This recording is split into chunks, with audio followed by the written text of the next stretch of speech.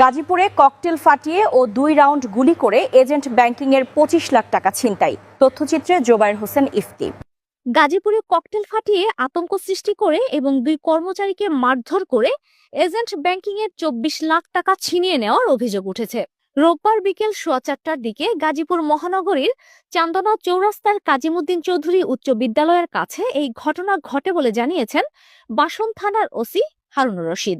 OC জানান, Dutch Bangla ব্যাংকের agent ব্যাংকের ম্যানেজার হাবিবুর রহমান তার এক সহকারী সহ 24 লাখ টাকা ওই ব্যাংকের চান্দনা চৌরাস্তা শাখায় জমা দিতে যাচ্ছিলেন। তারা টাকা নিয়ে চান্দনা চৌরাস্তা কাঁচা বাজারের পশ্চিম পাশে কাজীমুদ্দিন চৌধুরী উচ্চ বিদ্যালয়ের কাছে পৌঁছালে 2 থেকে 3টি মোটরসাইকেল কয়েকজন তাদের গতিরোধ করে।